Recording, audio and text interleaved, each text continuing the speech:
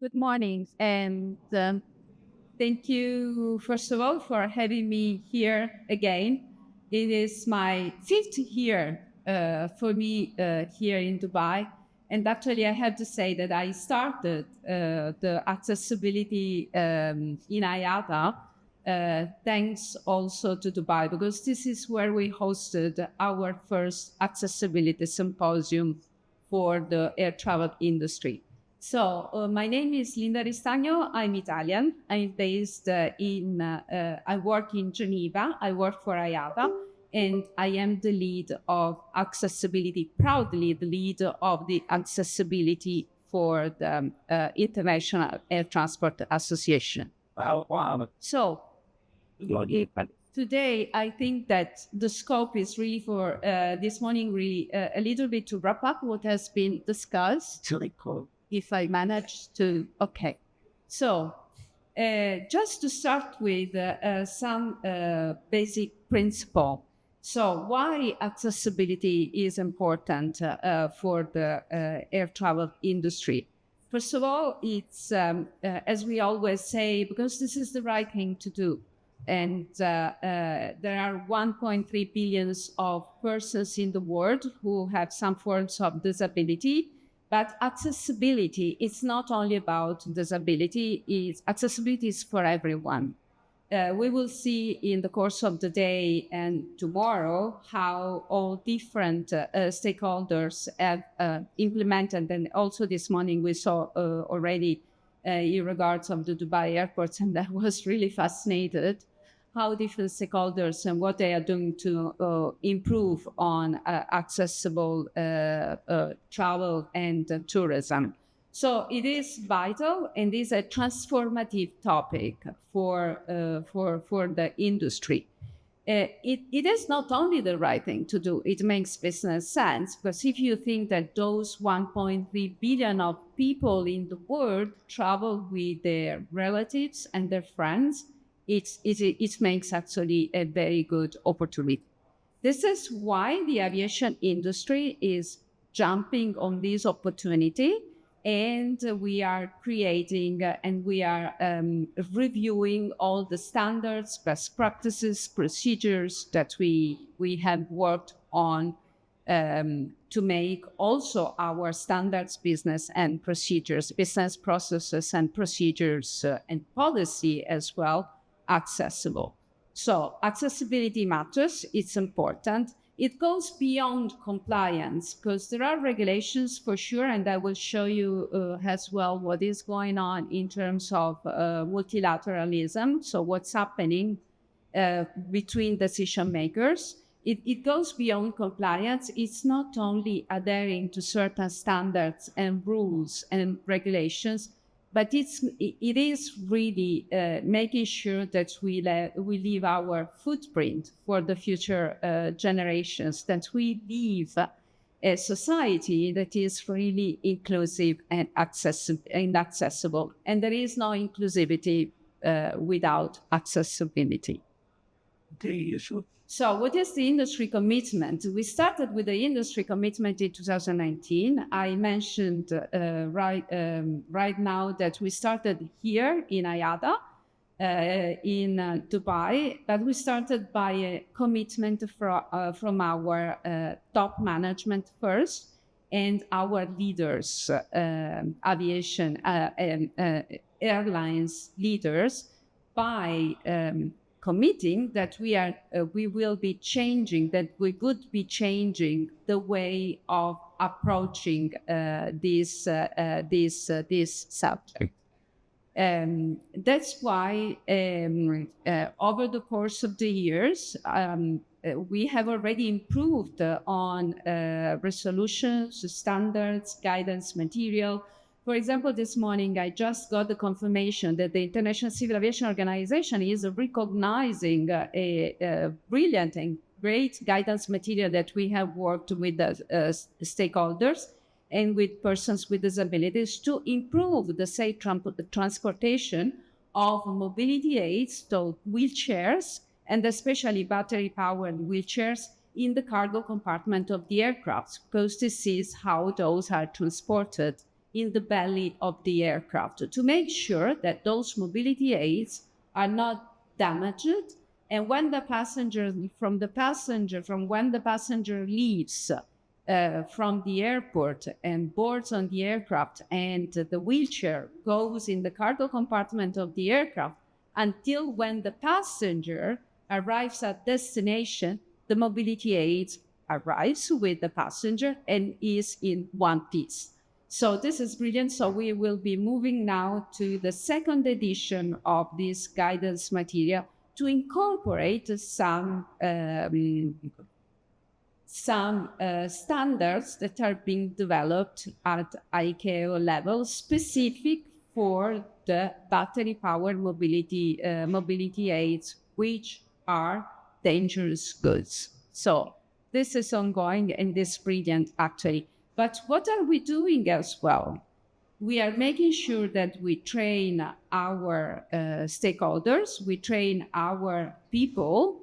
So we are doing this not only within IATA, so there is training that has been developed, but also with the international community. So, for example, in very recently, through a program that has been hosted by the European Commission, we have just released a huge program that is free of charges and is available online, and is called Inclusive Aviation.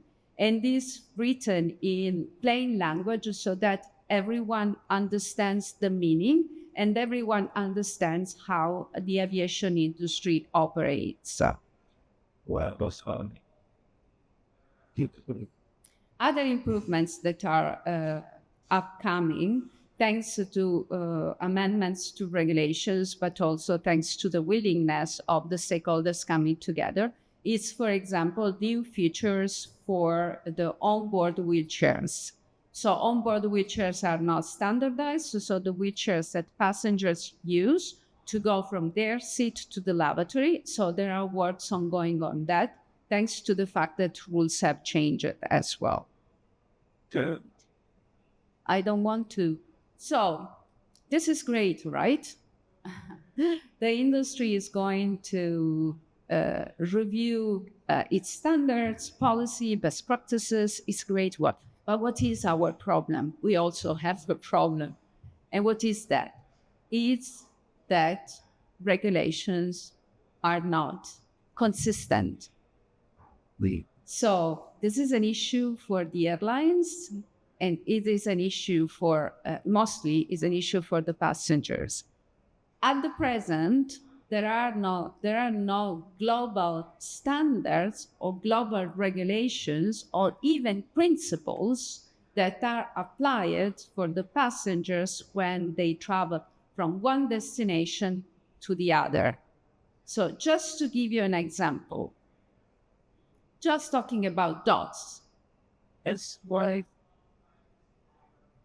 For passengers traveling with a service dog, the passengers has to know exactly what is requested from him to approach the airline, the airport, and make sure that his dog, for example, for a blind passenger, travels in a certain way and it's safe.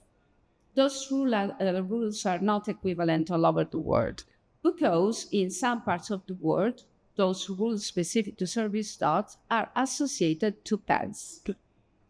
But a service dog is not a pet. The service dog doesn't go in the box. It travels with the passenger. So, for example, a passenger traveling from Brazil and going to any country or any airport, for example, Brussels or Roma Fiumicino or Heathrow, it will not have the same regulations while traveling, because those rules changes, and whatever is relayed by the passenger, for example, in I don't know, in any airports, for example, in Brazil. Compared to what is requested by the passenger at destination, for example, in Brussels, are not compliant. So the passengers is obliged to provide, and the airline as well, we are obliged to provide specific specific information at destination. This is just to give you an example. So what are we doing? What? Together with some state regulators and the aviation community, with ACI, for example, who is Jean-Sébastien is here, And we influence regulators in the international community to make sure that they create rules which can be understood by the passengers, applied by the airlines and the airport, and are consistent. So when passengers travel, they know exactly what to expect from one part to the other of the world. And those business process, the standards, the training, all adhere to the same principles.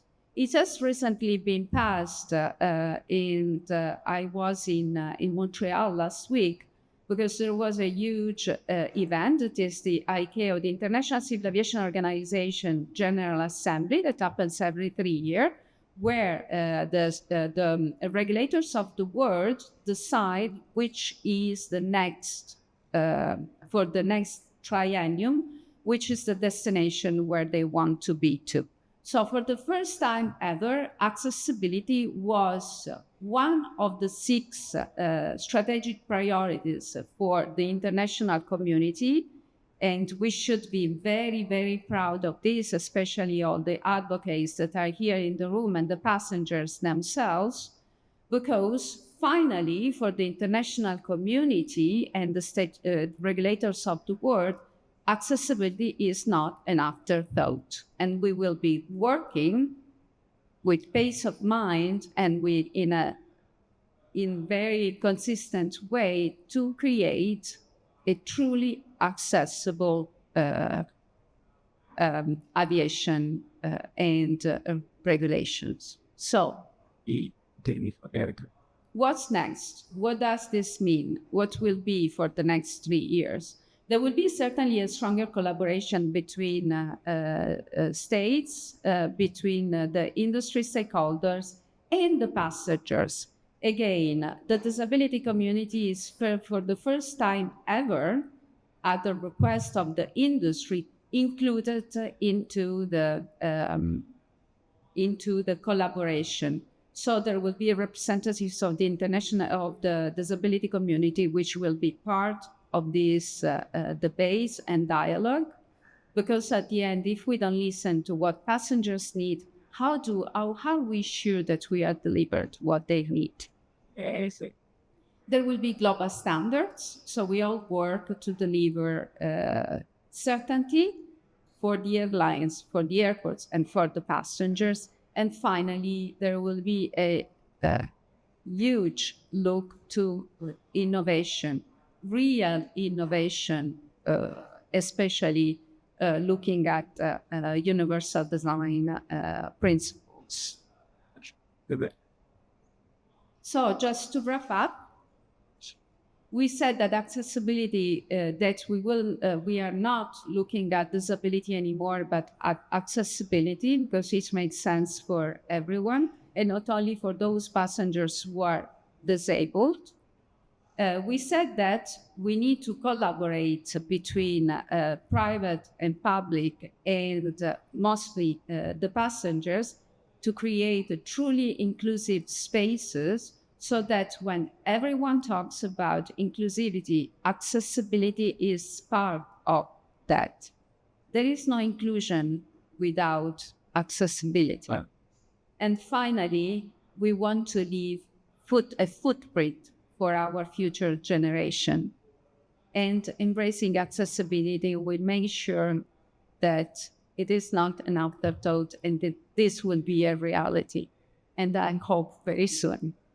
Thank you so much for listening. This concludes my brief intervention, and I look forward to the second part of the discussion later on. Thank you.